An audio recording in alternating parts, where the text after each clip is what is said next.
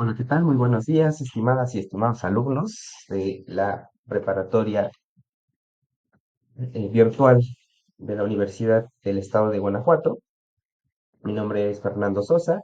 Les doy nuevamente la más cordial bienvenida a esta serie de sesiones síncronas y asíncronas sobre la materia de introducción al pensamiento filosófico. Nuevamente me presento, soy maestro en filosofía, me llamo Fernando Sosa y con gusto les he acompañado en estas últimas semanas, revisando sus actividades, mandándoles mensajes, pidiéndoles si hay algunos atrasos, podamos tratar de ir al corriente y demás situaciones referente a esta asignatura. El día de hoy vamos a revisar de manera algo expresa pero profunda los temas relacionados al bloque 2 que fueron de la semana pasada, pero por cuestiones un poco de tiempo no pudimos abordar la sesión la semana anterior, que abarca el tema de la filosofía antigua y la filosofía medieval, y la filosofía moderna, que abarca el bloque 3 que toca propiamente ya esta semana. Estamos ya en la semana 3. Recordemos que la próxima semana, ahí por el martes, estaremos dando término a la materia, por lo que no olviden enviar sus actividades a tiempo para poder ser revisadas, y si hay alguna situación que tengan que cambiar, corregir, lo hagan con el tiempo debido y su calificación pueda aumentar. Muy bien, entonces también si tienen alguna situación, cualquier problema con la plataforma, cuestión de tiempo, de escribirme un mensaje para que pueda yo entender la situación y ver de qué manera podemos apoyarles. ¿De acuerdo? Muy bien. Solo déjenme que cierre por aquí esta ventana que se quedó pasmada de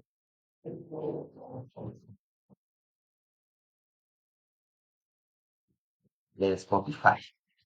Bueno, voy a compartir pantalla para que podamos eh, observar todos, y espero que todo salga bien. He tenido problemas que al momento de compartir pantalla se bloquea la,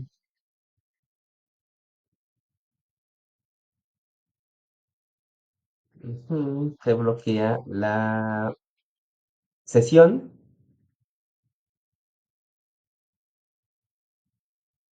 y se cierra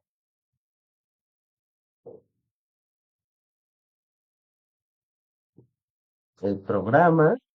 eh, y tengo que reiniciar nuevamente. Ya me pasó dos veces hace un rato, por eso estamos iniciando un poco después de las 11:30 que habíamos acordado vernos en un mensaje anterior. Muy bien, recordemos un poco el esquema de lo que hemos venido trabajando, o ustedes han venido trabajando en en el bloque y en la plataforma misma. El bloque uno, que fue hace 2 semanas, iniciamos con el tema ¿qué es la filosofía?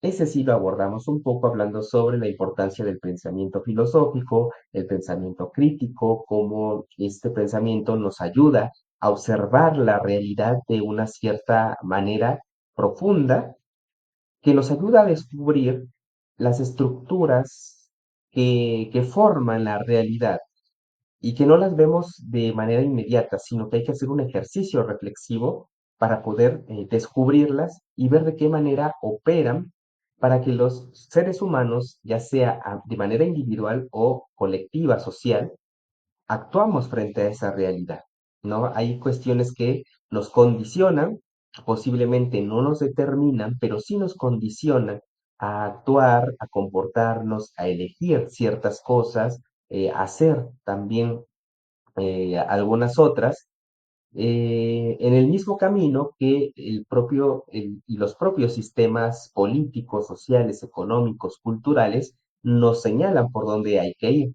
Aquí la importancia de la filosofía es que la pregunta fundamental y la pregunta primaria que trata de responder es, ¿qué es el ser humano?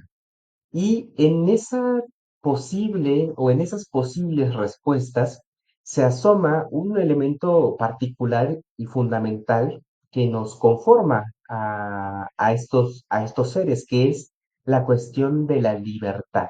Porque a diferencia, a lo mejor tal vez de un objeto, de una cosa, de un animal que no sea el ser humano, el ser humano se pregunta por su libertad. El ser humano atiende a la idea de que tiene dentro de sí la capacidad de elegir, que tiene un libre albedrío, que tiene una conciencia que le dicta qué es bueno y qué es malo. Nosotros observamos la naturaleza y en esa observación que hacemos le categorizamos estas dos realidades, la realidad de la bondad o la realidad de la maldad. Sin embargo, bueno, la naturaleza en sí misma no es buena ni mala, porque, por ejemplo, pensemos que un león que tiene que comer y caza un bebé ciervo, pues el león no se pregunta si cazar ese bebé ciervo es algo malo, es la naturaleza misma.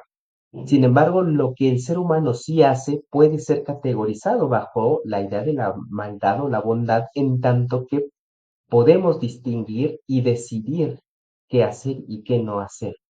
Entonces, en esa pregunta fundamental sobre qué es el ser humano, se asoma esta particular, eh, eh, este particular concepto o esta particular idea de la libertad. Y por ello es importante tratar de entender, bueno, que la filosofía nos ayuda a poder discernir en qué momento el ser humano está siendo libre y en qué momento no lo está haciendo.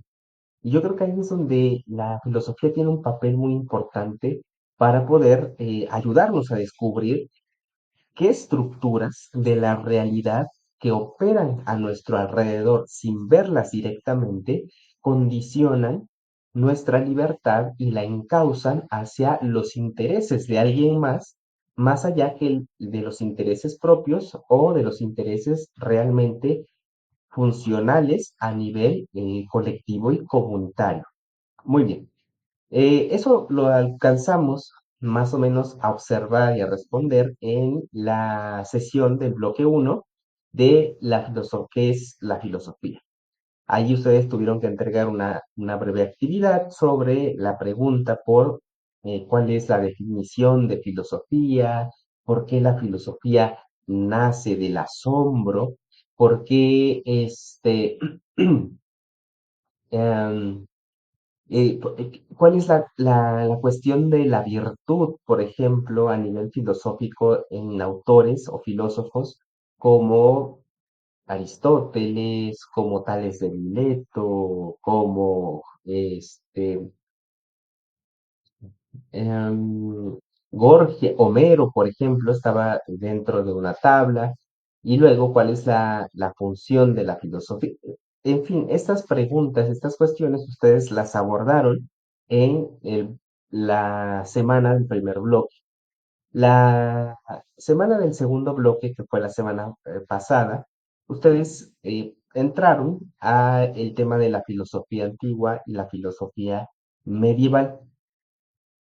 Y aquí, bueno, ya vamos a adentrarnos en este segundo bloque, porque luego, bueno, viene el bloque 3 que es prácticamente esta semana, y la siguiente semana, que es solamente 2 o 3 días, bueno, se abarca el tema de la filosofía postmoderna y la filosofía en México, que este último tema ya no lo tienen ustedes que entregar en una actividad. Es únicamente un tema que les ayuda a reforzar y observar lo que ha habido de reflexión filosófica, sobre todo en pensadores propiamente mexicanos, que han tratado de entender la cultura de México, que han tratado de entender el pensamiento propio de México, que nace de los pueblos prehispánicos y se se funde con las ideas, la cultura de los conquistadores, ¿no? Del mundo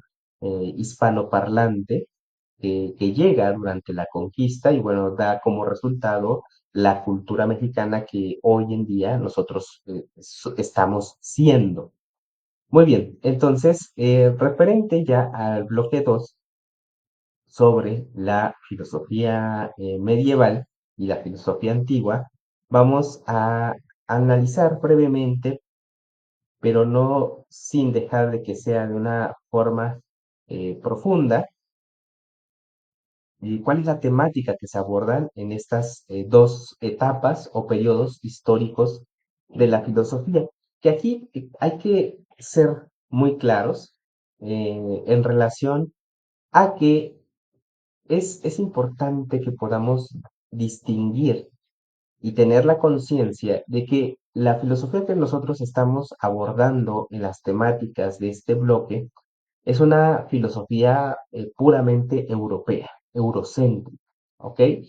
Y aquí sí quiero traer a colación a un filósofo mexicano-argentino llamado Enrique Dussel, que murió hace año y medio, hace 2 años, no recuerdo, gran filósofo, pensador de un movimiento filosófico de América Latina muy particular llamado la filosofía de la liberación o o el pensamiento decolonial, el cual aborda y nos dice que la mayor parte de las ideas con las que nosotros tratamos de operar y de entender la realidad son ideas y conceptos puramente europeos.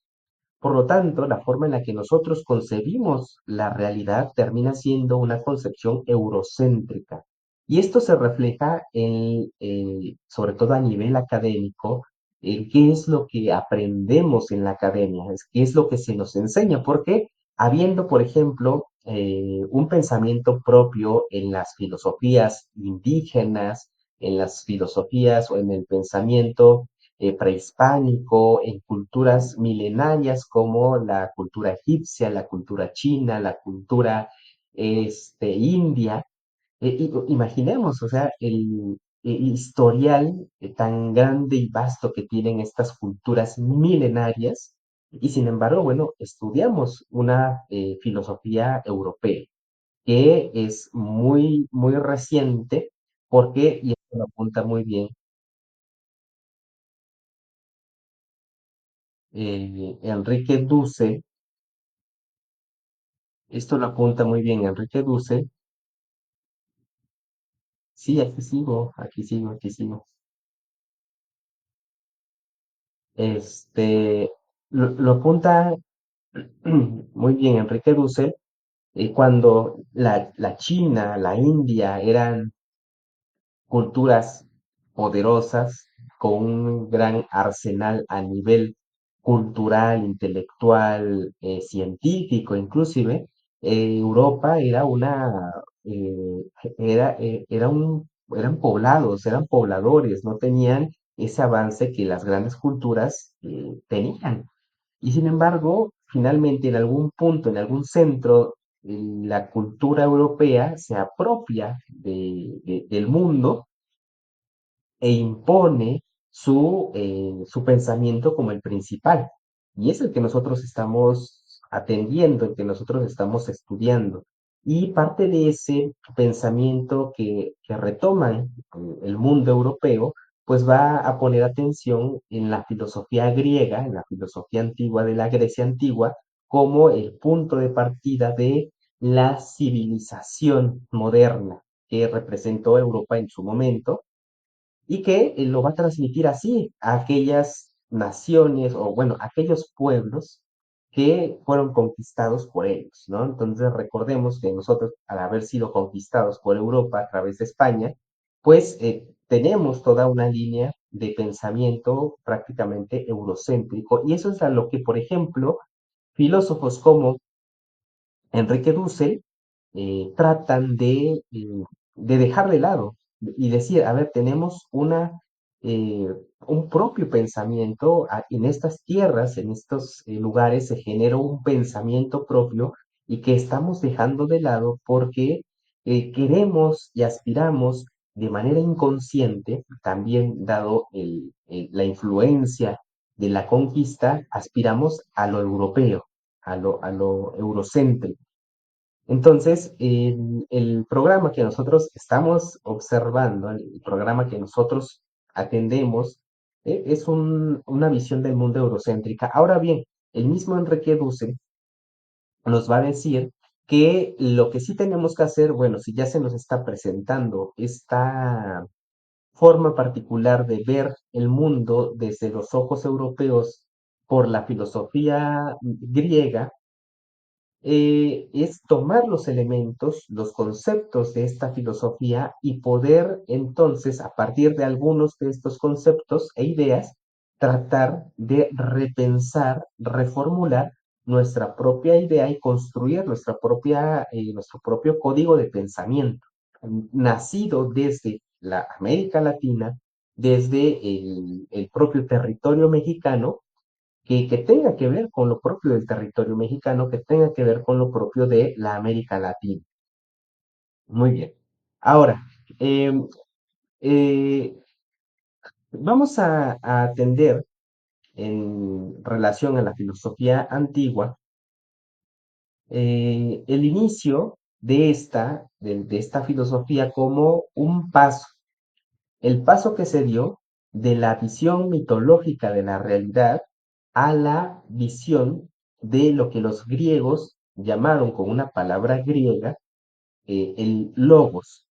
La palabra logos se traduce, tiene muchas traducciones o tiene diferentes significados, porque logos significa razón, logos significa orden, significa método, significa todo lo que tenga que ver con el ordenamiento del mundo a partir de la razón misma. Entonces, significa palabra también, por ejemplo. Logos, la palabra logos eh, tiene muchas acepciones, pero invita sobre todo a interpretarla como algo nacido o que nace de la propia razón del ser humano, algo racional, algo que apela no a explicaciones mágicas como lo será en el caso de los mitos, por ejemplo, a explicaciones fantásticas, que es la que los mitos nos ofrecen para interpretar la realidad. Ahora bien, tampoco hay que menospreciar el mito o los mitos, porque detrás del mito siempre se esconde una realidad o un significado de la realidad en la que nosotros vivimos. El problema es que se le llega a dar al mito como una especie de realidad alterna que existe, que tiene una presencia y que nos rige a los seres humanos. Cuando detrás de los mitos y de aquellos que escribieron los mitos, o relataron los mitos, cualquier mito en cualquier parte del mundo, el mito lo que sí revela simbólicamente es una forma particular de interpretar la realidad. Muy bien, entonces vemos o veremos el paso del mito al logos, es decir, del paso de explicar la realidad a partir de los dioses que crean el mundo a la realidad de las explicaciones que se acercan ya a un método científico basados en la observación, en la experimentación, en la especulación racional. Este paso que se da después del mito al logos viene más que nada dado por los primeros considerados filósofos de la naturaleza.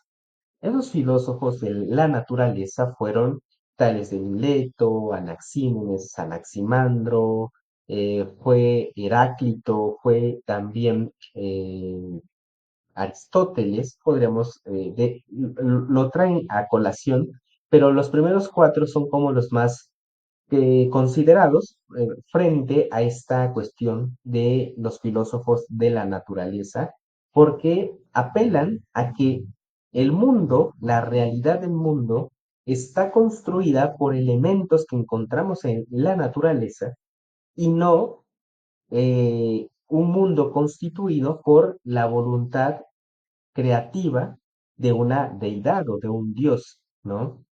En ese sentido, los filósofos de la naturaleza nos ofrecen una explicación más material, una explicación más racional que se va a pegar a lo que hoy, bueno, nosotros ya entendemos como un método más científico, ¿ok?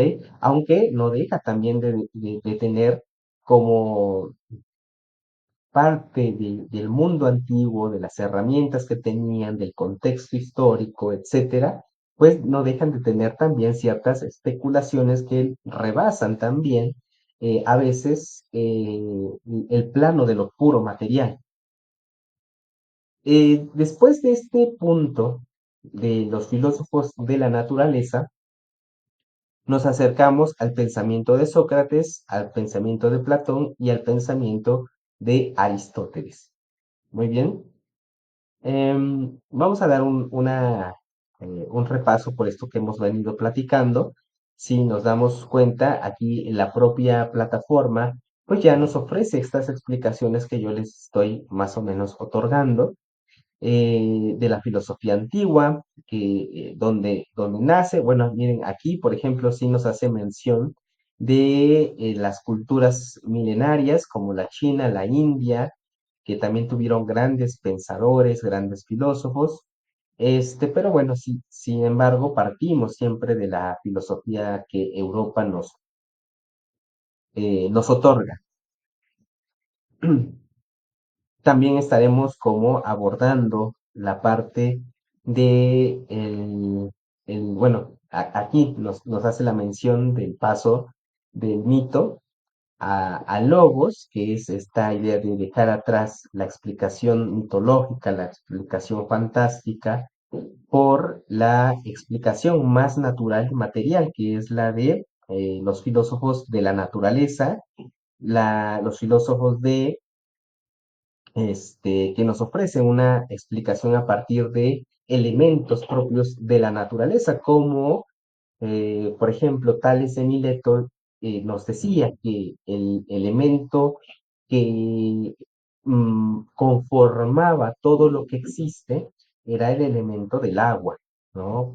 Y esto, bueno, lo hace a partir sobre todo de la observación, porque si ustedes se ponen a observar también, casi todo está conformado o tiene aquello, sobre todo aquello que tiene vida, tiene en su propia constitución, en su propia conformación, pues está basada en el elemento líquido, ¿no? El propio ser humano, la sangre, la saliva, los fluidos propios de la corporalidad, lo mismo que en cualquier animal, las plantas, etcétera. Entonces, ahí es donde observa, a través ya de un método un poco más experimental, la cuestión de que el mundo, la Tierra o el universo estaba conformado por este elemento natural. Aquí, por ejemplo, también nos remiten a la idea de el dios Sol, el quinto Sol, dentro de la cultura náhuatl, cultura prehispánica, que también tiene toda una cuestión mitológica, pero que sigue perteneciendo al reino de los mitos, ¿no? Una forma de explicar el mundo a partir de la intervención de deidades externas a la naturaleza, externas al ser humano, y que rigen en cierta forma y en cierta medida la voluntad de todos aquellos. Aquí el problema no es tanto, por ejemplo, ya hoy una observación directa de las mitologías en general del mundo, es de que aquello que yo ya les había mencionado, hay una riqueza simbólica que nos ayudan a entender la visión, el momento cultural, histórico en la que vivían los seres humanos que crearon esas mitologías. Porque a falta de lo que hoy, por ejemplo, podemos entender la narrativa histórica como una narrativa científica que nos relata hechos, que nos relata lugares, fechas, personajes importantes, la forma de relatar las experiencias que las comunidades, los seres humanos tenían en ese momento, pues las involucraban desde una interpretación más simbólica, más que hacía referencia a la cuestión de la vivencia sentimental, la experiencia de sentirse también observado por algo más frente a la imposibilidad de explicar también, por ejemplo, fenómenos naturales, etcétera. Entonces, hoy ya tenemos más como esa mirada, pero el problema finalmente de toda mitología es cuando esa mitología influye en la vida y sobre todo en la libertad de los seres humanos. Porque si atendemos, por ejemplo, a la mitología griega, dentro de la mitología griega, un elemento que siempre se trató de destacar en esa mitología era que el ser humano tenía ya forjado un destino. No importaba lo que el propio sujeto quisiera, lo que el propio individuo eh, quisiera realizar en su vida, si ya tenía un destino marcado por los dioses. Y lo único que tenía que hacer era cumplir ese destino. Y no importaba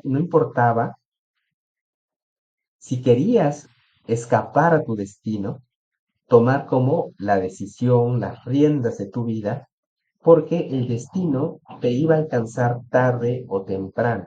Y eso es lo que le pasa, por ejemplo, a Edipo. En el mito de Edipo Rey, Edipo, por más que trata de escapar a su destino, el cual había sido ya mencionado por una sacerdotisa, sacerdotisa del oráculo de Delfos, que le había dicho a su padre que su hijo, bueno, cuando creciera, lo iba a asesinar a él, que era un rey, el padre de Edipo era un rey, y el oráculo le dice, cuando tu hijo crezca, te va a asesinar y se va a casar con su madre, con tu esposa. Entonces el padre, bueno, manda a matar a Edipo siendo un bebé, se lo entrega a un trabajador de su castillo para que se lo lleve a la montaña y lo asesine. Pero el trabajador se compadece y se lo entrega a una familia. Esta familia lo cría, etcétera, y cuando Edipo crece, de manera fortuita, un día en el camino, o andando de camino, se encuentra con un carruaje, llegan a un conflicto, se pelean y Edipo mata al que estaba en el carruaje, que termina siendo el padre. Edipo no lo sabe en ese momento, y después, bueno, llega al reino del hombre que había matado y se casa con la esposa de aquel que había matado, que finalmente era su madre. Cuando Edipo se da cuenta, se entera de todo lo que el destino ya le tenía marcado, se arranca los ojos, Edipo, ¿no? Finalmente, la idea de la mitología griega era que los dioses ya tenían un destino marcado para todos nosotros en general. Em,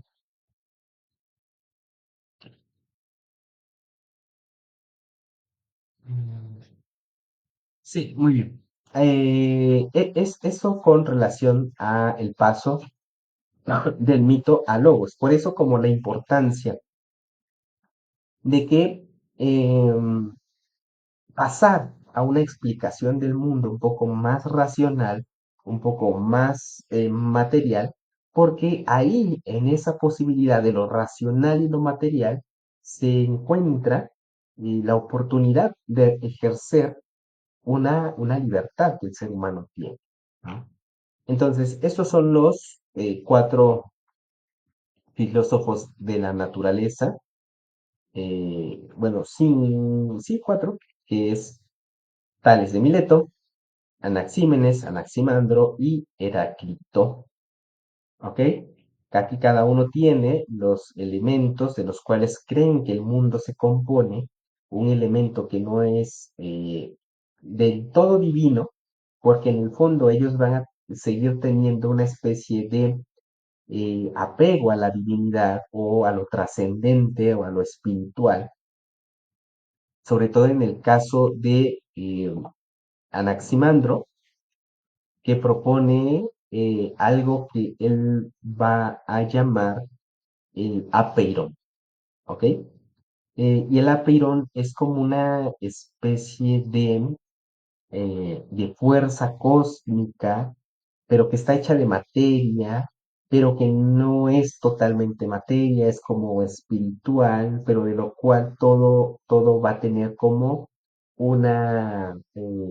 de lo cual todo va a tener un origen. Entonces, Anaximandro propone esto, que es el apeiron, que es como nos dice aquí, es ahí donde surgen tanto el calor, el frío, la sequedad, la humedad, es toda una combinación de todos los elementos que no está propiamente en el mundo, sino que está como en un lugar aparte, pero que de ahí surgen los elementos del mundo en un sentido material. No apela a una totalidad espiritual, sino que hay algo todavía de lo material. Les recomiendo, bueno, que bajen la lectura de los filósofos presocráticos, porque aquí todavía les explica un poco más lo que cada uno de estos nos proponen como elementos materiales de lo que se conforma la realidad, ¿ok? Posteriormente, bueno, tenemos a Sócrates, Platón y Aristóteles, ¿ok? Y aquí, aunque vale la pena detenerse en cada uno de ellos, eh, una cosa importante y primordial de cada uno, ¿ok? Sócrates, maestro de Platón, quien a su vez Platón será maestro de Aristóteles, Sócrates comienza su historia de pensamiento a partir de una frase que hoy puede sonar mucho a superación personal, a coaching, como ustedes lo quieran ver, pero la frase de conócete a ti mismo, que era una frase que estaba escrita en el oráculo de Delfos, que era ahí donde los, eh, los reyes de Grecia iban a una montaña a visitar un templo que se le llamaba el oráculo. Iban a visitar ese templo y en ese templo había una sacerdotisa que interpretaba el futuro y le iban a preguntar sobre cómo les iría en alguna guerra que iban a emprender sobre todo, etcétera. En ese oráculo, en ese templo, en la entrada estaba inscrito la frase conócete a ti mismo. Y yo creo que el pensamiento de Sócrates va a partir de responder, para responder a esta cuestión del conócete a ti mismo, porque para Sócrates el conocimiento va a ser la más grande de las virtudes, porque conocer implica la posibilidad de descubrir qué hay más allá de lo que la realidad nos presenta. Entonces, para Sócrates, la idea del conocimiento de sí mismo va a ser como el punto de partida para el conocimiento propio de la realidad. Pero aquí algo muy interesante. Propiamente Sócrates, por ejemplo, no dejó nada escrito.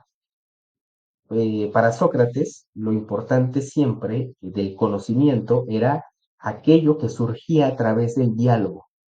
Y en el diálogo había la oportunidad de siempre ir construyendo conocimiento. ¿Ok? Por eso podemos decir que Sócrates era un dialéctico en el sentido de que el conocimiento que él construía lo hacía a partir del diálogo con los demás, porque en el diálogo había la oportunidad de ir descubriendo no solo lo que había en el mundo, sino lo que nosotros tenemos por dentro, ¿no? Lo que tenemos ya en nuestro propio conocimiento, por así decir. Pero a Sócrates lo conocemos sobre todo a partir del propio discípulo Platón, su discípulo de Sócrates principal, porque va a ser Platón quien va a escribir, él sí va a escribir obras y obras que se van a llamar los diálogos platónicos, que no va a ser otra cosa más que eh, puestas en escena de los diálogos que Sócrates tenía con otros personajes. En esos diálogos con otros personajes que Platón escribía y donde el principal, este, el principal personaje era su maestro Sócrates. Y todo lo que sabemos casi de Sócrates es a través de Platón.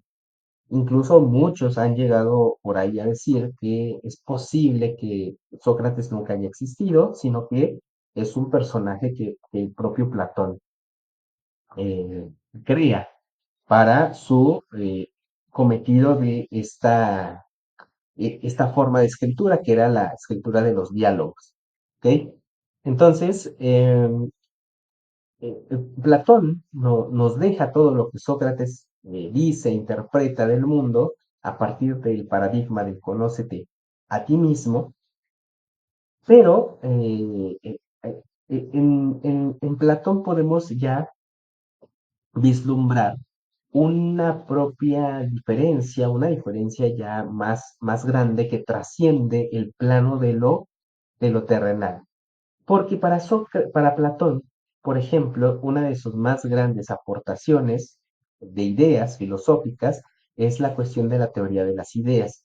Para Platón, el mundo estaba dividido en dos partes, la parte física y la parte trascendente, la parte que no se podía comparar con lo físico, es decir, como una especie de cielo más allá del mundo en el que habitamos. Pero para Platón lo interesante es que en ese mundo más allá que llamaba el topus Uranus, ahí se encontraba la verdad, ahí las verdaderas cosas existían. Y lo que existe aquí en nuestro mundo solamente era como una especie de reflejo, una especie de imagen de esa realidad perfecta que estaba en otro mundo. Por lo que el ser humano, a través del conocimiento, lo que tenía que hacer era tratar de acercarse a esas ideas solo a través del conocimiento de la razón, para que el día que muriera, el alma que estaba dentro del ser humano se desprendiera y subiera a ese mundo de las ideas, al topus Uranus. A partir de esta forma tan particular de observar la realidad, se va a desprender toda una cuestión a nivel político, a nivel social, porque entonces ahora para Platón es importante ordenar la realidad para que se aspire a esa trascendencia, ¿no? Por ejemplo, por eso para él la mejor idea de gobierno a nivel político va a ser la aristocracia, el poder o de poner en el poder a aquellos, a una élite que es la que más sabe. Sobre todo, para Platón en este caso era el filósofo. Entonces, el filósofo era el que tenía que gobernar porque, porque era el que conocía la realidad, el que tenía el conocimiento y teniendo en cuenta que los filósofos eran aquellos que tenían el poder económico para estudiar, para prepararse, para conocer el mundo. No, para Platón no existe la posibilidad de democracia, por ejemplo, porque en la democracia que abarca la mayoría del pueblo, no hay conocimiento, hay ignorancia. Y al ignorante hay que educarlo, decía Platón. Por lo tanto, el que sí tiene como ese derecho a regir, a mandar, a gobernar, pues es el aristócrata, ¿no? El que tiene el acceso al conocimiento. Y el que tiene acceso al conocimiento no es cualquiera, al menos en el tiempo de Platón, ¿ok? Entonces, esta cuestión de la división cuerpo y alma va a tener una repercusión a nivel político, y social, y cultural y antropológico, porque entonces el ser humano ya desde Platón se va a saber como un ser humano dividido, ¿ok? Estamos como en una especie siempre de división en donde lo corpóreo, porque incluso aquí ya la cuestión del cuerpo, pues pasa a un segundo término. No en esa misma consonancia, pero sí en ese mismo periodo, pues encontramos a Aristóteles, alumno de Platón, pero que a diferencia de Platón, va a decir que no hay como tal una división tajante del ser humano, como lo hizo Platón, entre la división del cuerpo y alma, porque para Aristóteles el ser humano va a ser un ilemorfismo.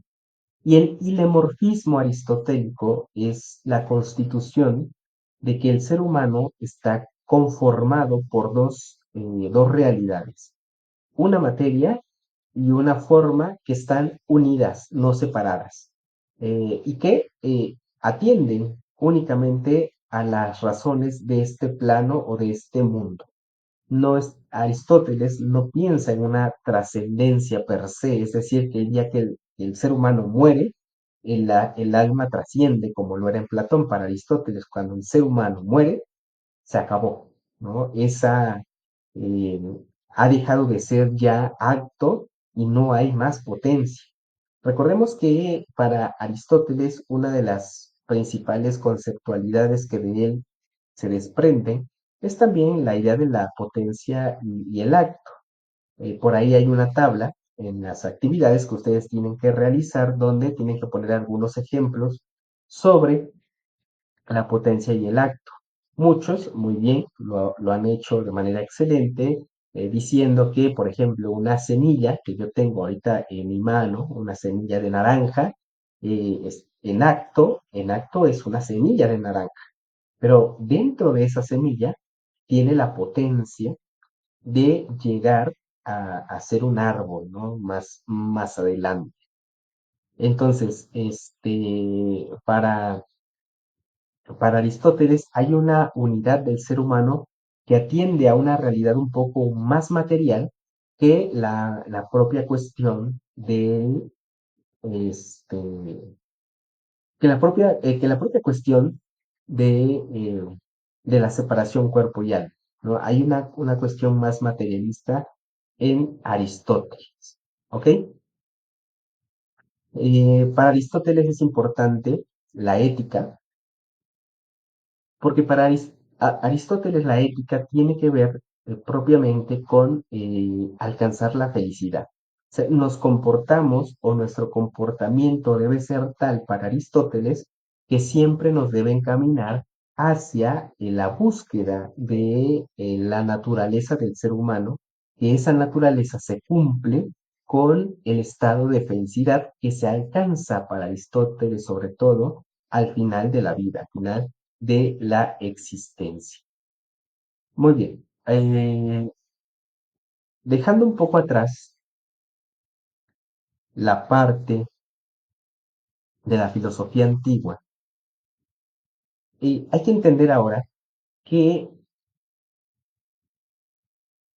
eh, la filosofía antigua tuvo una resonancia muy grande y una influencia bastante eh, rica en el cristianismo, en el cristianismo, sobre todo el cristianismo que nace a partir o se conforma a partir del siglo segundo, tercero después de Cristo.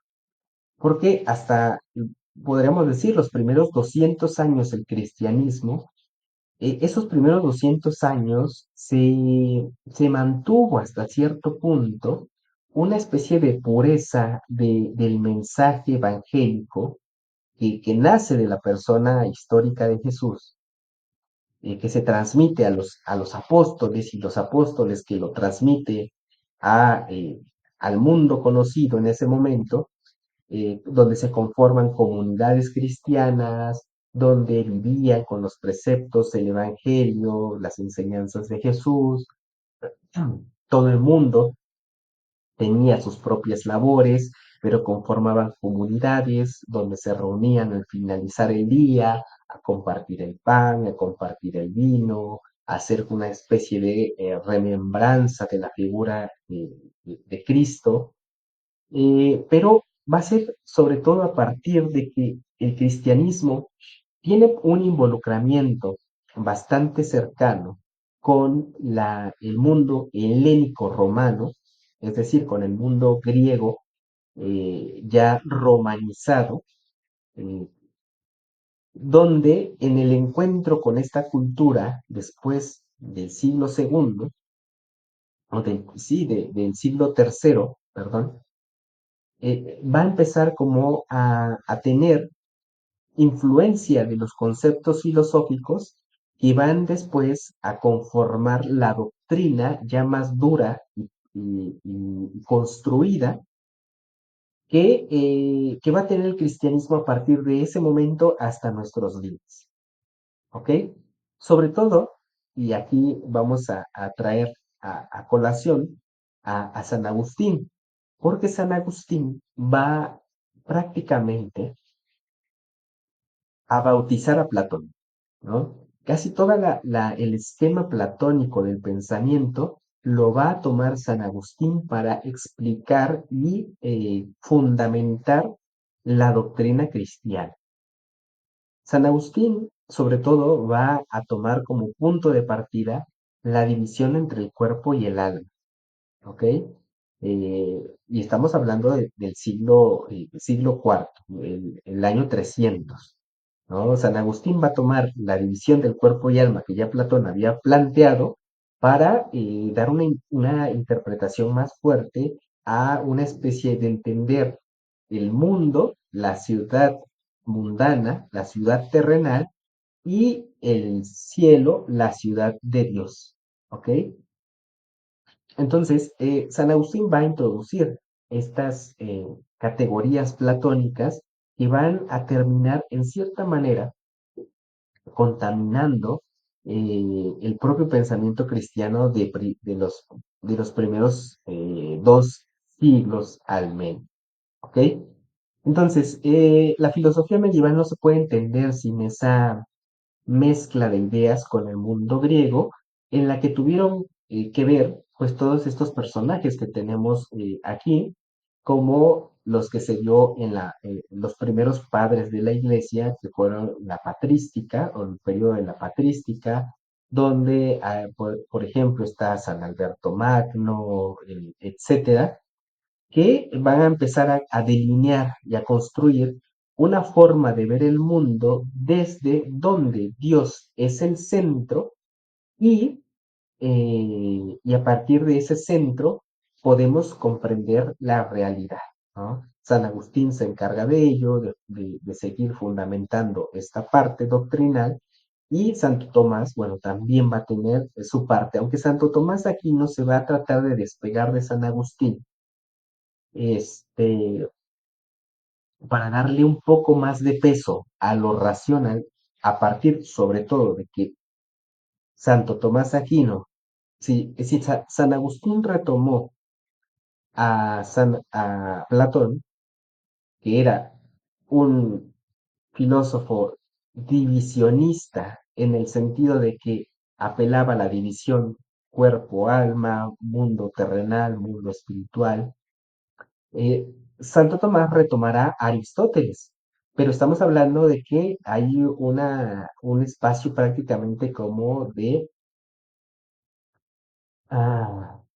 1000 años aproximadamente, porque mientras San Agustín vivió en el año 300 después de Cristo, Santo Tomás vive en el año 1200, 1300 después de Cristo, ¿no? O sea, estamos hablando de una separación enorme de tiempo, entre un santo y otro, que dominaron el mundo medieval con su pensamiento, ¿no? Y aquí, sobre todo en la filosofía medieval, pues nos presenta un poquito del pensamiento de cada uno de ellos, solo en esta pequeña página. Y bueno, finalmente, después de que el periodo medieval va terminando, se da un salto a la filosofía moderna. Y en la filosofía moderna tenemos que entender, y yo creo que esto lo podríamos incluso abordar todavía la siguiente semana. La filosofía moderna la podemos entender como una especie de tratar de dejar atrás el mundo medieval, donde si Dios era el centro del universo, ahora hay que recuperar nuevamente la figura del ser humano como el centro de la realidad, en donde su razón, sobre todo, su capacidad racional, va a ser la garantía final del sustento de la realidad. Así como en el periodo medieval lo fue la figura de Dios, en, en el momento de la modernidad, el sustento fundamental va a ser la razón, la racionalidad. Y la va a inaugurar Descartes, con su famoso pienso, luego existo. Y es que, aunque es una frase que parece ser muy coloquial, porque por ahí la hemos escuchado hasta en comerciales de algún producto, la frase central de Descartes, que dice pienso, luego existo, tiene un trasfondo mucho más complejo del que parece anunciar. No tiene que ver con una cuestión de pensar antes de actuar, que es como coloquialmente se puede comprender. De, bueno, pienso, luego existo, es como, ok, antes de actuar tengo que pensar bien, ¿no? No, no va por ahí. Está bien si alguien la interpreta de esa manera, pero no, no va por ahí la interpretación o el verdadero sentido. Recordemos, para el momento medieval, donde Dios era el centro de todo, de la creación, eh, la garantía de mi existencia me la daba Dios, me la daba el alma, que estaba conectada a Dios. Dios crea al ser humano, cuerpo y alma, y el alma es la parte que tiene como esa compartición con la divinidad. Por eso, al momento de morir, el alma es la que trasciende al reino de los cielos. Entonces, en ese sentido, y ya con esto voy terminando, en el momento medieval, la garantía de mi existencia era Dios. Dios decide crearme, Dios me da fundamento de mi existencia.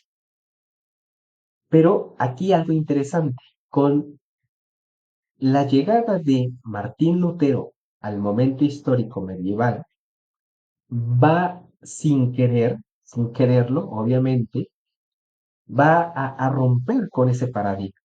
Va a ser el primero que va a fracturar ese paradigma.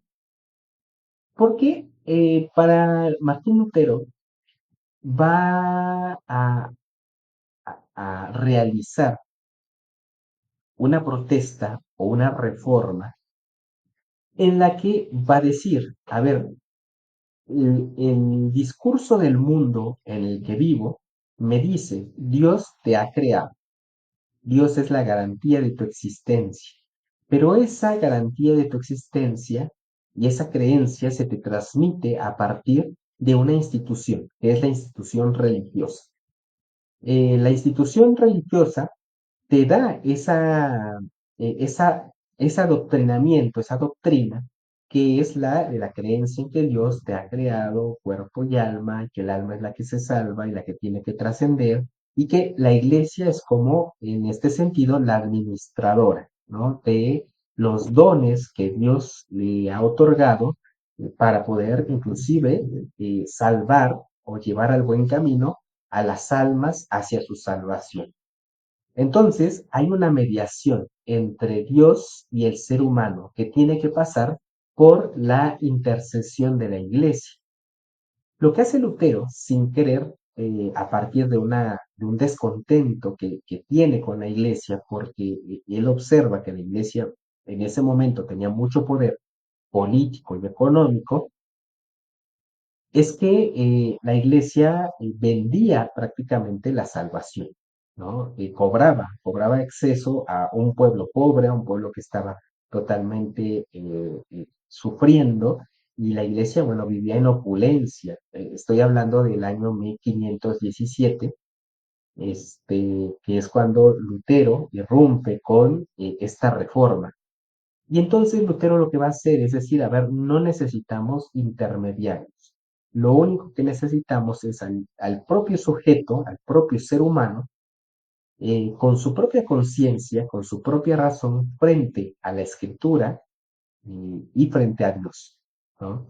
Pero ese movimiento va a emancipar de cierta manera la conciencia, va a emancipar de cierta manera a la razón, que después para Descartes va a ser fundamental porque entonces ya no es tanto que Dios sea la garantía de mi existencia, porque desde mi propia razón, que está en un sentido liberada, emancipada, puedo darme cuenta que es mi razón la que me da constancia de mi existencia, ¿no? Porque el pensamiento o el silogismo o el pensamiento de Descartes va a ser el siguiente. Yo puedo dudar de todo, ¿ok? Quiero construir un conocimiento certero de la realidad, un conocimiento verdadero. Y para poder construir ese conocimiento verdadero, el primer paso es dudar de todo, todo lo que me han dicho, de todo lo que me han contado de cómo el mundo está construido, incluyendo la idea de Dios, ¿ok? Tengo que dudar de todo para poder llegar a un conocimiento certero, primero. Ahora bien, puedo dudar de todo excepto de una cosa, va a decir Descartes, que es el hecho de que estoy dudando, ¿ok? Puedo dudar de que existe el árbol que está fuera de mi casa, puedo dudar del hecho de que hay un escritorio y una computadora ahorita frente a mí, si quiero dudar de ello, pero de lo que no puedo dudar es de mi duda, ¿ok? Es de que estoy dudando. Y en tanto que estoy dudando, va a decir Descartes, entonces quiere decir que es porque estoy ejerciendo un ejercicio de pensamiento, ¿ok? Estoy pensando. Mientras dudo, es porque estoy pensando. Nadie puede dudar sin pensamiento. Y si estoy pensando, nada que no pueda pensar no puede no existir. Es decir, todo lo que piensa es algo que existe, ¿ok? Por lo tanto, si estoy dudando es porque estoy pensando y si estoy pensando es porque estoy existiendo. Y ahí se reduce a la expresión pienso, por lo tanto, existo, ¿no? Pienso, luego existo. Que ese luego no quiere decir después, es luego de como consecuencia de por lo tanto, ¿ok? Pienso, por lo tanto, existo, ¿no? Y entonces, bueno, aquí fácilmente podríamos decir Dios sale de la ecuación, ¿no? Ya no es Dios el que me da la garantía de mi existencia, soy yo con mi propia razón quien me doy cuenta de mi existencia y quien puede entonces, a partir de esa razón que me da cuentas de lo que soy, poder conocer el mundo sin la necesidad de apelar a la idea de Dios, ¿no? Pero bueno, esto lo retomamos ya la siguiente semana para no hacer un video más largo o la clase más larga, para que dure la hora, y lo retomamos la siguiente. Muy bien, sigo recibiendo sus trabajos, sus tareas, Recordemos que ya nos queda una semana, menos de una semana, para poder entregar todo lo que nos hace falta, para que se puedan poner al corriente cualquier duda, cualquier situación. Les pido que me escriban por mensaje a la plataforma para que les pueda atender de manera pronta y expedita, dicen los abogados. Muy bien, pues que tengan un excelente día. Nos vemos la siguiente semana. Hasta luego.